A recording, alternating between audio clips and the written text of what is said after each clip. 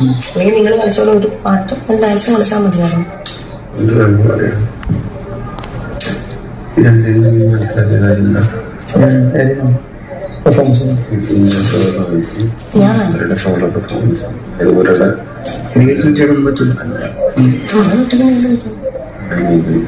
അപ്പൊ നമ്മുടെ അപ്പാനി ശരത്തും ആർജെ ബിൻസിയും തമ്മിൽ ബന്ധിപ്പിച്ച് നടക്കുന്ന പ്രശ്നങ്ങൾ എല്ലാവരും അറിഞ്ഞു കാണുമല്ലോ അല്ലെ.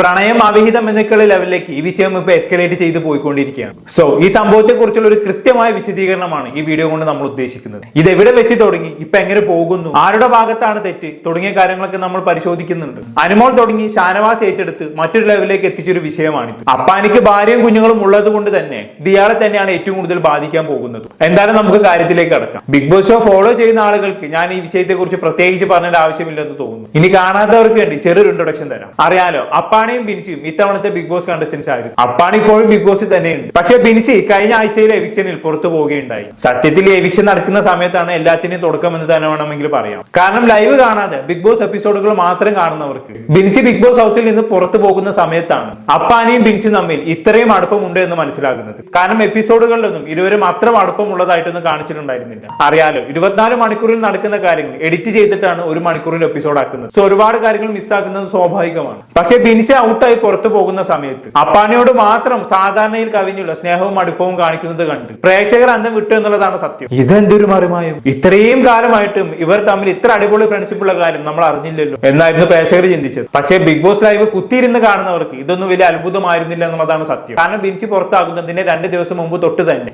അപ്പാനിയും ബിൻസിയും തമ്മിൽ കൂടുതൽ അടുത്തിരുന്നു എന്നും അതുകൊണ്ട് തന്നെ പുറത്താകുന്ന സമയത്തുള്ള സ്നേഹവും കെട്ടിപ്പിടുത്തവും ഒക്കെ ഞങ്ങൾ പ്രതീക്ഷിച്ചിരുന്നു എന്ന് തന്നെയാണ് ലൈവ് കാണുന്നവർ പറയുന്നത്. ആക്ച്വലി ഞാൻ ലൈവ് അങ്ങനെ കാണാറില്ല, സമയമില്ലാത്തതുകൊണ്ടാണ്. സോ ബിൻസി എവിക്റ്റഡ് ആയി എന്ന വാർത്ത പുറത്തു വന്നതിന് ശേഷം പലയിടങ്ങളിലും അപ്പാനി രക്ഷപ്പെട്ടു, അപ്പാനിയുടെ കുടുംബം രക്ഷപ്പെട്ടു തുടങ്ങിയ കമന്റുകളും അതുപോലെ തന്നെ അപ്പാനിയും ബിൻസിയും തമ്മിൽ ലവ് ട്രാക്ക് ആണെന്നുള്ള തരത്തിലുള്ള ഡിസ്കഷൻസും കണ്ടപ്പോൾ സത്യം പറഞ്ഞാൽ ഞാൻ അന്തം വിട്ടുപോയി. ബിൻസി പുറത്തു പോകുന്ന സമയത്ത് അപ്പാനിയെ ബിൻസി ഒരു 4-5 വട്ടം കെട്ടിപ്പിടിച്ചു എന്നല്ലാതെ ഇവര് തമ്മിൽ വേറെ എന്തെങ്കിലും ഉള്ളതായിട്ട് എനിക്ക് തോന്നിയിരുന്നില്ല. സുഹൃത്തുക്കളാകുമ്പോൾ കെട്ടിപ്പിടുത്തൊക്കെ സ്വാഭാവികമാണ്. അതൊക്കെ വളച്ചൊടിച്ച് ലവ് ട്രാക്കും അവീതവും ഒക്കെ ആക്കേണ്ട ആവശ്യമുണ്ടായിരുന്നു എന്നാണ് ഞാൻ ചിന്തിച്ചിരുന്നത്. എന്തായാലും ബിൻസി പുറത്തിറങ്ങുന്ന സമയത്തുള്ള അപ്പാണിയും മൊത്തമുള്ള രംഗങ്ങളുടെ വീഡിയോ ഞാൻ ഇവിടെ പ്ലേ ചെയ്യിപ്പിക്കാം.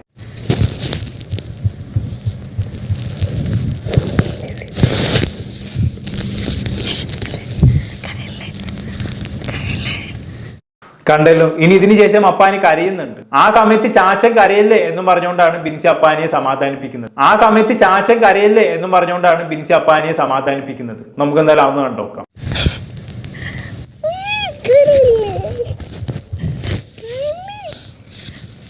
ചാച്ചൻ അങ്ങനെ കരയാൻ പാടുണ്ടോ?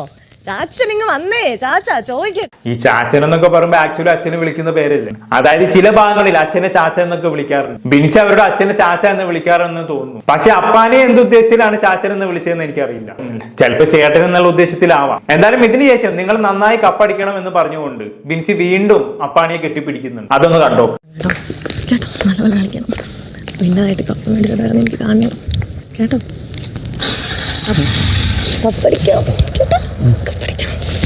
അതാണ് സത്യം പറഞ്ഞാൽ ഈ സ്നേഹവും കെട്ടിപ്പിടുത്തവും ഒന്നും കണ്ട് എനിക്കൊന്നും തോന്നിയിട്ടുണ്ടായിരുന്നില്ല. എന്തായാലും പുറത്തിറങ്ങിയതിനു ശേഷം ഇന്റർവ്യൂവിലും അപ്പാനി കപ്പടിക്കണമെന്നാണ് ആഗ്രഹമെന്നും ഏറ്റവും കൂടുതൽ മിസ് ചെയ്യാൻ പോകുന്നത് അപ്പാനിയാണെന്നും ബിൻസി പറയുന്നുണ്ടായിരുന്നു. നമ്മൾ എന്തായാലും അതൊന്നും കണ്ടോക്കാം.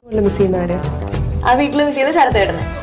ഇനി ബിൻസി ഏറ്റവും കൂടുതൽ അവിടെ മിസ് ചെയ്യാൻ ചാൻസ് ആർക്കാ? ശരത്തേട്ടൻ തന്നെ ആയിരിക്കും തിരിച്ചു. അപ്പൊ പുള്ളിയാണ് അവിടുത്തെ ഏറ്റവും ക്ലോസ് ഫ്രണ്ട്.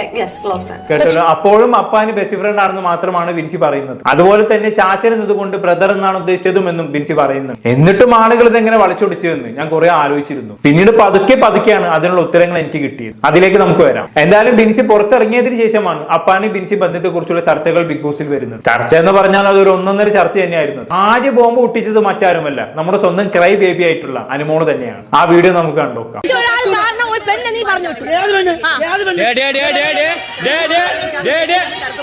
ഒരു മാറ്റിലെ വർത്തമാനം പറയാനല്ലോ. ഓക്കെ, കിച്ചണിൽ വെച്ച് അപ്പാനുമായി എന്തൊക്കെയോ വഴക്ക് നടന്നുകൊണ്ടിരിക്കുന്ന സമയത്താണ് അനുമോൾ ഈ ബോംബ് പൊട്ടിക്കുന്നത്. ഈ കാരണം ഒരു പെണ്ണ് വിടുന്ന് പുറത്തായി എന്നൊക്കെയാണ് അനുമോൾ പറയുന്നത്. എപ്പിസോഡ് കണ്ട പ്രേക്ഷകർ ഇത് എന്തൊക്കെയാണ് ഇവിടെ നടക്കുന്നത് എന്ന് അന്തം വിട്ട സമയമാണ്. പിന്നെ അവിടെ നടന്നത് എന്താണെന്ന് വെച്ചാൽ അത്രയും നേരം ഹൈ വോൾട്ടേജിൽ അനുമോളുമായി വഴക്കുണ്ടാക്കിയിരുന്ന അപ്പാണി പെട്ടെന്ന് സൈലന്റ് ആയിട്ട് മാറി. ഈ പെണ്ണിന് വിഷയം എടുത്തിട്ടതോടെ ആള് പെട്ടെന്ന് അങ്ങ് സൈലന്റ് ആയിട്ട് മാറി. അങ്ങനെ ഇതെല്ലാം കഴിഞ്ഞ് പിന്നീട് ഈ വിഷയം ബിഗ് ബോസിലെ മറ്റൊരു കണ്ടസ്റ്റന്റ് ആയിട്ടുള്ള ഷാനവാസ് ഏറ്റെടുക്കുന്നുണ്ട്. ഷാനവാസ് ആണ് ഈ വിഷയത്തെ മറ്റൊരു ലെവലിലേക്ക് എത്തിക്കുന്നത്. ഷാനവാസും അപ്പാനും തമ്മിൽ സംസാരിക്കുന്ന വീഡിയോ നമുക്കൊന്ന് കണ്ടോ. കണ്ടോക്കാം. ഒരു പരാതിയില്ല, നീ കളിച്ചോ. ഞാൻ അങ്ങനെ തന്നെ നേരിടാനാണ് തീരുമാനിച്ചുള്ളത്. നിങ്ങളൊക്കെ എങ്ങനെ എന്നെ നേരിടണോ അതിന്റെ 10 മടങ്ങ് ഇരട്ടിയെ നേരിടാനാണ് ഞാൻ തീരുമാനിച്ചത്. കളിച്ചോ. ബിഗ് ബോസിൽ വന്ന സമയത്ത് തൊട്ട് തന്നെ അപ്പാനും അക്ബറും ഒരു ടീം പോലെയാണ് കളിച്ചുകൊണ്ടിരുന്നത്. അവരുടെ മെയിൻ ടാർഗറ്റിൽ ഒരാളായിരുന്നു ഷാനവാസ്. സോ അപ്പാനും ബിൻസിയും തമ്മിലുള്ള ഈ വിഷയം വീണ് കിട്ടിയപ്പോൾ അത് അപ്പാനിക്കെതിരെ ഉപയോഗിക്കാൻ പറ്റിയൊരു വജ്രായുധം പോലെയാണ് ഷാനവാസ് കണ്ടത്. അടുത്ത വീഡിയോ കണ്ടോക്കാം. ഇവിടെ ഞാൻ വന്ന അന്ന് മുതൽ ഇവന്മാരുടെ ഗ്രൂപ്പ് ഇട്ടാണ് എനിക്കെതിരെ കളിച്ചോണ്ടിരിക്കണേ. ഞാൻ ഒറ്റ കളിക്കാൻ വന്ന ഒറ്റക്ക് തന്നെ നിങ്ങളൊക്കെ നേരിടും. ഒറ്റക്ക് കളിക്കാനുള്ള താല്പര്യമുള്ളൂ. ഓക്കെ, സാധാരണ ഒരാളോട് വഴക്കുണ്ടാക്കുന്ന സമയത്ത് ഭയങ്കര ഹൈപ്പർ ആകുന്ന ആളാണ് അപ്പാനി. നല്ലോണം ചൂടാകും, പൊട്ടിത്തെറിക്കും. അനീഷിനോടും അനുമോളോടും ഒക്കെ ചൂടാകുന്നത് നമ്മൾ കണ്ടതല്ലേ. എന്നാൽ ഷാനവാസിനോട് വളരെ മാന്യമായി മര്യാദയോടെ എന്തോ പേരുള്ളിൽ വെച്ചുകൊണ്ടാണ് അപ്പാനി സംസാരിക്കുന്നത്. എന്തായാലും ഇവര് തമ്മിലുള്ള സംഭാഷണം തുടർന്ന് പോകുന്നതിനിടയിലാണ് പെട്ടെന്ന് ഷാനവാസ് ബിൻസി വിഷയം എടുത്തിടുന്നത്. അതൊന്ന് കണ്ടോക്കാം. കേസ് പറഞ്ഞിട്ട് അനുമോളെ പിന്നാലെ കൂടിയപ്പോ എനിക്ക് പറയാനില്ലായിട്ടല്ല, പറയണ്ട ഈ കാര്യം അത് എന്റെ കുട്ടിക്ക് നന്നാവില്ല. അത് ഞാൻ നിന്നെ പോലെ ചിന്തിക്കാത്തോണ്ടാണ് ഞാൻ അയിമ തൊട്ട് കളിക്കാൻ നിന്നത്. എന്റെ കയ്യിൽ ആ സാധനം ഇല്ലായിട്ടല്ല. ഇവിടെ വെച്ചാണ് തുടക്കം. ബിൻസി വിഷയം ഞാൻ വെറുതെ എടുത്തിടുന്നില്ല. നിന്നൊക്കെ എടുത്തിടാൻ എനിക്കൊരു വിഷയം മാത്രം മതി എന്ന് ഭീഷണിയുടെ സ്വരത്തിലൂടെ ഷാനവാസ് സംസാരിക്കുന്നുണ്ട് അല്ലെ. ഈ വിഷയം ഇനി പറയേണ്ടെന്ന് ജിസയിലും ഷാനവാസിനോട് പറയുന്നുണ്ട്. അതായത് ജിസയിലും എന്തൊക്കെയോ അറിയാം, അല്ലെങ്കിലും അപ്പാനും ബിൻസിയും തമ്മിലുള്ള ബന്ധം ഹൗസിൽ എല്ലാവരും അറിഞ്ഞിട്ടുണ്ട് എന്നർത്ഥം. എന്തായാലും ഞാനിവിടെ അപ്പാനിയാണ് ശ്രദ്ധിച്ചത്. തന്നെ കുറിച്ചുള്ള ഇത്രയും കോൺട്രവേഴ്സ്യൽ ആയിട്ടുള്ള വിഷയം എടുത്തിട്ടും അപ്പാനി മിണ്ടാതിരിക്കുന്നത് കണ്ടു. ഏത് പെൺകുട്ടി? ഞാനും ആ പെൺകുട്ടിയും തമ്മിൽ ഫ്രണ്ട്ഷിപ്പ് മാത്രമാണുള്ളത്, ഇങ്ങനെ വളച്ചൊടിക്കാൻ നാണമില്ലേ എന്ന് ഷാനവാസിന്റെ മുഖത്ത് നോക്കി ചോദിക്കുന്നതിന് പകരം അപ്പാനി മിണ്ടാതിരുന്നത് എന്നെ ശരിക്കും ഞെട്ടിച്ചു. അതിനൊരു കാരണമുണ്ട് എന്ന് എനിക്ക് പിന്നീടാണ് മനസ്സിലായത്. അതിലേക്ക് നമുക്ക് വരാം. അതിനു മുമ്പ് ബാക്കി കൂടി കണ്ടോക്കാം. ഈ ലാസ്റ്റ് എവിക്ഷൻ വന്നപ്പോ ഞാൻ ഇവരോട് പറഞ്ഞൊരു വാക്കുണ്ട്, ശരത്ത് രക്ഷപ്പെട്ടു. നിങ്ങളും കളിക്കുന്നില്ല എങ്ങനെയൊക്കെ? ഞാൻ അങ്ങനെ ഒരു കളി നാറിയ കളി നിങ്ങൾക്ക് ശരത്ത് രക്ഷപ്പെട്ടു. ഞാൻ നേരത്തെ പറഞ്ഞില്ലേ, ബിൻസി പുറത്തായപ്പോ ശരത്തും കുടുംബവും രക്ഷപ്പെട്ടു എന്ന്. ബിഗ് ബോസ് ലൈവ് കണ്ട ഒരുപാട് പേർ കമന്റ് ചെയ്ത് ഞാൻ കണ്ടിരുന്നു. അപ്പോൾ ഞാൻ ശ്രദ്ധിക്കുന്നത് അപ്പാനിയാണ്. സാധാരണ ഷാനവാസ് അല്ല. ആരെങ്ങനെ പറഞ്ഞാലും അവരോട് പൊട്ടിത്തെറിക്കുന്ന ആളാണ് അപ്പാനി. എന്നിട്ട് ഇപ്പൊ ഷാനവാസിന് മുന്നിൽ പഞ്ചപുച്ഛമടക്കി നിൽക്കുന്നു. ഇത് കഴിഞ്ഞ് പിന്നീട് ഇവര് തമ്മിൽ ഈ വിഷയം ഡിസ്കസ് ചെയ്യുമ്പോഴും അപ്പാനി ഇങ്ങനെ എന്തോ തെറ്റ് ചെയ്തതിന്റെ ഭാരം ഉള്ളിൽ വെച്ച പോലെയാണ് ഷാനവാസിനോട് സംസാരിക്കുന്നത്. അതൊന്ന് കണ്ടോക്കാം. അവന്റെ കൂടെ കൂടി കൂടിക്കോ, നിനക്ക് താങ്ങാൻ പറ്റുമെങ്കിൽ നീ താങ്ങിക്കോ. ബാക്കി ഞാൻ കണ്ടല്ലോ, ഈ പ്രശ്നങ്ങളൊക്കെ ഇവിടെ നടക്കുമ്പോൾ ഒരാളുടെ അസാന്നിധ്യം ഇവിടെ ശ്രദ്ധേയമാണ് കേട്ടോ. അത് മറ്റാരുമല്ല, അക്ബറാണ്. അല്ലെങ്കിലും അപ്പാനിയുടെ വിഷയത്തിൽ അപ്പാനിയേക്കാളും കൂടുതൽ ഉച്ചത്തിൽ സംസാരിക്കാറുള്ള ഒരാളാണ് അക്ബർ. പക്ഷേ ഈ വിഷയം വന്നപ്പോൾ ഷാനവാസിനോട് സംസാരിക്കാൻ അക്ബറിനെ കണ്ടില്ല എന്നുള്ളതാണ്. എന്തായാലും അപ്പാനി ഷാനവാസിനോട് അധികം പ്രതികരിക്കാത്തതിന്റെ കാരണം എനിക്ക് പിന്നീടാണ് മനസ്സിലായത് എന്ന് ഞാൻ നേരത്തെ പറഞ്ഞിട്ടുണ്ടായിരുന്നല്ലോ. എന്തോ കുറ്റബോധം ഉള്ളിൽ വെച്ചിട്ടാണ് അപ്പാനി സംസാരിക്കുന്നത് എന്ന് തോന്നിയെന്നും ഞാൻ നേരത്തെ പറഞ്ഞിരുന്നു. അപ്പാനി രേണും തമ്മിലുള്ള സംസാരത്തിൽ നിന്നാണ് എനിക്ക് ഇതിനെല്ലാം ഉള്ള ഉത്തരം കിട്ടിയത്. ആ വീഡിയോ കണ്ടോ. ഞാൻ മൊത്തത്തിലൊരു ഞങ്ങളെ വിളിച്ചു വന്ന അതുകൊണ്ട് ഞാൻ മൊത്തത്തിലൊരു വല്ലാത്തൊരു സിറ്റുവേഷനില്ല. വേറെ ഒന്നുമില്ല, എനിക്ക് രേഷ്മടുത്ത് പിള്ളേരത്ത് ഒന്ന് ഫോണിൽ സംസാരിക്കണം നടക്കും. ഓക്കെ, ഇവരുടെ രണ്ടാരുടെയും സംസാരം കേൾക്കുന്ന സമയത്ത് എന്തോ അഭിനയിച്ച് സംസാരിക്കുന്ന പോലെയാണ് എനിക്ക് ഫീൽ ചെയ്തത്. ബാക്കി കൂടി കേൾക്കുമ്പോൾ നിങ്ങൾക്കും അത് മനസ്സിലാകാൻ സാധ്യതയുണ്ട്. എന്തായാലും ഭാര്യയോടും കുട്ടികളോടും സംസാരിക്കണം എന്നൊക്കെയാണ് അപ്പാനി പറഞ്ഞു വരുന്നത്. ബാക്കി കൂടി കണ്ടോക്കാം. ആ ബിൻസി ഇവിടെ ഔട്ടായപ്പോ ഞാൻ അവരോട് ബോണ്ടിങ് ആയിരുന്നല്ലോ, നല്ല ഫ്രണ്ട്ഷിപ്പ് ആയിരുന്നു. അപ്പൊ അത് 2 ദിവസമായുള്ളൂ. പക്ഷെ അത് ഇവിടെ വേറെ രീതിക്ക് മാനിപ്പുലേറ്റ് ചെയ്ത് കാര്യങ്ങൾ ചർച്ച ചെയ്തിട്ട് അപ്പൊ അതൊക്കെ എനിക്ക് ആകെ പ്രശ്നം. ഞാൻ ഒരു തെറ്റും ചെയ്തിട്ടില്ല. ഓക്കെ, തന്റെ ഭാഗത്ത് തെറ്റൊന്നുമില്ല എന്ന് പ്രേക്ഷകരോട് കമ്മ്യൂണിക്കേറ്റ് ചെയ്യാൻ വേണ്ടി മാത്രം ഇങ്ങനെ ഒരു കോൺവെർസേഷൻ ഉണ്ടാക്കിയെടുത്തതായിട്ടാണ് തോന്നിയിട്ടുള്ളത് അല്ലെ. അതെന്തേലും ആവട്ടെ. അപ്പാനിനെ അടുത്തത് പറയാൻ പോകുന്ന സംഭവത്തിലാണ് കാര്യം കിടക്കുന്നത്. കണ്ടോക്കാം. എന്റെ ഭാഗത്ത് തെറ്റില്ലെന്ന് എനിക്ക് വിശ്വാസമുണ്ട്. ഇല്ല, പക്ഷെ അത് വെച്ച് ഗെയിം കളിക്കുകയാണ്. ഞാനിവിടെ എല്ലാവർക്കും ഒരേപോലെ എല്ലാ പേര് പറയാം. 2 ദിവസമായിട്ട് ഓവർ സംസാരിച്ചു. അത് എന്റെ ഗെയിമിന്റെ ഭാഗമായിട്ട് സംസാരിച്ചതാണ്. അതിന് വേറെ രീതിക്കൊക്കെ എനിക്ക് മനസ്സിലാവുന്നില്ല. ഓക്കെ, ബിൻസിയുമായി കഴിഞ്ഞ 1-2 ദിവസമായിട്ട് കുറച്ച് ഓവറായിട്ട് സംസാരിച്ചു. അതെന്റെ ഗെയിമിന്റെ ഭാഗമാണ് എന്നൊക്കെയാണ് അപ്പാനോട് പറയുന്നത്. എന്ത് തരം ഗെയിമാണ് അപ്പാനോട് ഉദ്ദേശിക്കുന്നത്? ബിൻസിയുമായി കൂടുതൽ സംസാരിച്ചത് കൊണ്ട് എന്ത് തരം ഗെയിമാണ് ഇവിടെ അപ്പാനെ ഉണ്ടാക്കാൻ നോക്കിയിരുന്നത്? ലവ് ട്രാക്ക് ആണ് ഉദ്ദേശിച്ചത്. അതുകൊണ്ടാണ് ഷാനവാസിനോട് സംസാരിക്കുമ്പോൾ ഒരു പതർച്ച വരുന്നത്. ഇങ്ങനെ ഒരു കുറ്റബോധം ഉള്ളത് കൊണ്ടാണോ? ആർക്കറിയാം അല്ലെ. എന്തായാലും ഷാനവാസി അവസരം നന്നായി മുതലെടുക്കുന്നു. അപ്പാനെ കുറിച്ചും അക്ബറിനെ കുറിച്ചും കണ്ടസ്റ്റൻസിന്റെ ഇടയിൽ ഒരു നെഗറ്റീവ് ഇമേജ് ഉണ്ടാക്കാൻ ഷാനവാസ് ശ്രമിക്കുന്നതായിട്ട് തോന്നുന്നുണ്ട്. ഷാനവാസ് അക്ബറിനെ കുറിച്ച് ജിസേലിനോട് പറഞ്ഞ ചില കാര്യങ്ങളുണ്ട്, അതൊന്ന് കണ്ടോക്കാം. ഞാൻ കണ്ടിട്ടുണ്ട് വളരെ മോശമായിട്ട് ജിസേലിനെ അക്ബർ നോക്കുന്നത്. സ്റ്റാർട്ടിങ്ങില് എന്റെ ഈ 2 കണ്ണുകൊണ്ടുണ്ടോ ഗോഡ് പ്രോമിസ് ഞങ്ങളുടെ ഇതൊരു ഗെയിമിന്റെ ഭാഗമല്ല.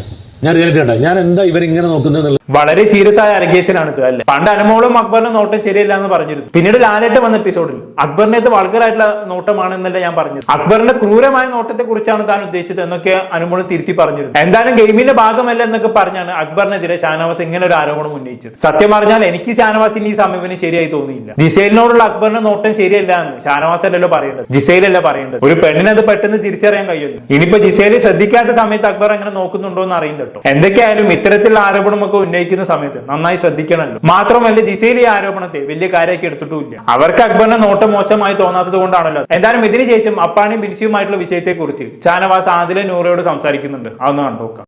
ഇതൊക്കെ കഴിഞ്ഞ് ഇവിടുന്ന് ഓട്ടോ കയറി യാത്ര പറഞ്ഞ പോണ സമയത്ത് ഇവിടെ നടന്ന പ്രസംഗങ്ങളെല്ലാം കണ്ടല്ലേ? അതായത് പുള്ളി കരഞ്ഞതോ?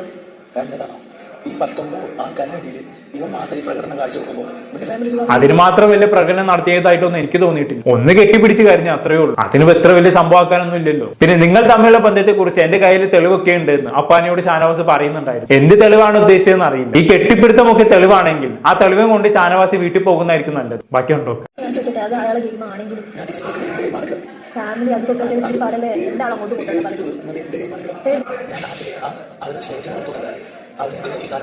ഇല്ലല്ലോ പ്രയോഗിച്ചിട്ടില്ല. ഓക്കെ, ഇത് തന്റെ ഗെയിമാണെന്നാണ് ഷാനവാസ് പറയുന്നത്. ഷാനവാസ് പറയുന്ന പോലെ അയാളുടെ കയ്യിൽ തെളിവൊക്കെ ഉണ്ടെങ്കിൽ ഓക്കെ, അയാൾ ഗെയിം കളിച്ചോട്ടെ, ഒരു കുഴപ്പമില്ല. അല്ലാതെ വെറും ഗോസിപ്പും വെച്ച് അപ്പാനെ പേടിപ്പിക്കാൻ വേണ്ടി മാത്രമാണ് ഇങ്ങനെ ഒരു ഗെയിം കളിക്കുന്നത് എങ്കിൽ അത് മോശമാണെന്ന് ഞാൻ പറയും. അപ്പാനയുടെയും ബിൻസിയുടെയും കുടുംബത്തെയും ഭാവിയെയും ഒക്കെ ബാധിക്കുന്ന കാര്യമാണ്. സോ അത് വെച്ച് ഗെയിം കളിക്കുമ്പോൾ നല്ലോണം സൂക്ഷിക്കണം. വെറും ഊഹാപോഹങ്ങൾ വെച്ച് ഗെയിം കളിച്ച് കുടുംബം തകർക്കരുത്. എനിക്ക് ഇഷ്ടമുള്ള ഒരു പ്ലെയർ ആണ് ഷാനവാസ്. ആള് കുറച്ച് പയഞ്ചനാണെങ്കിലും മൊത്തത്തിൽ ഒരു വൈബിളുള്ള ആളാണ്. പക്ഷെ ഈ വിഷയത്തിലുള്ള ഇയാളുടെ സമീപനത്തിൽ എന്തൊക്കെയോ ഒരു മിസ്റ്റേക്ക് എനിക്ക് ഫീൽ ചെയ്യുന്നുണ്ട്. പക്ഷെ അപ്പാനയുടെ പെരുമാറ്റത്തിലുള്ള വ്യത്യാസം കാണുമ്പോൾ അയാളുടെ ഭാഗത്ത് മാത്രമാണ് ശരിയെന്ന് പറയാനും പറ്റാത്ത അവസ്ഥയാണ്. ഒരു കൺഫ്യൂഷൻ നിലനിൽക്കുന്നുണ്ട് എന്നുള്ളതാണ്. എന്തായാലും ബിൻസിയും അപ്പാനിയും തമ്മിൽ നല്ലൊരു സൗഹൃദം മാത്രമാണ് ഉണ്ടായിരുന്നത് എന്ന് വിശ്വസിക്കാനാണ് എനിക്കിഷ്ടം. ഞാൻ കണ്ടതിൽ നിന്നും എനിക്ക് അങ്ങനെയാണ് മനസ്സിലായത്. ഇനി ഇവർ തമ്മിൽ മറ്റെന്തെങ്കിലും ഉണ്ടോ എന്ന് ചുയിന്ന് നോക്കി കണ്ടെത്താനും എനിക്കറിയില്ല. അങ്ങനെ ഗോസിപ്പ് ഉണ്ടാക്കുന്നതിനോട് എനിക്ക് യോജിപ്പുമില്ല. അപ്പാനിയുടെ ഭാര്യയും മക്കളൊക്കെ പുറത്തുണ്ട്. ഭാര്യ ഗർഭിണിയാണെന്നാണ് അറിയാൻ കഴിഞ്ഞത്. നമ്മളിങ്ങനെ വെറുതെ ഗോസിപ്പ് കടിച്ചിറക്കുമ്പോൾ അവരെ കുറിച്ചും കൂടി ആലോചിക്കുന്നത് നല്ലതാണ്. ഇനിയിപ്പോ അപ്പാനിയും ബിൻസിയും തമ്മിൽ എന്തെങ്കിലും ബന്ധമുണ്ടെങ്കിൽ പോലും വ്യക്തമായ തെളിവില്ലാതെ അതിനെക്കുറിച്ച് സംസാരിക്കുന്നത് ശരിയല്ല എന്നാണ് എന്റെ അഭിപ്രായം. എന്തായാലും കൂടുതലൊന്നും ഞാൻ പറയുന്നില്ല. എന്താണെന്ന് കേട്ട് നിങ്ങൾക്ക് തോന്നുന്നത് താഴെ കമന്റ് ബോക്സിൽ രേഖപ്പെടുത്തുമല്ലോ. അടുത്തൊരു ടോപ്പിക്കുമായി വീണ്ടും കാണാം.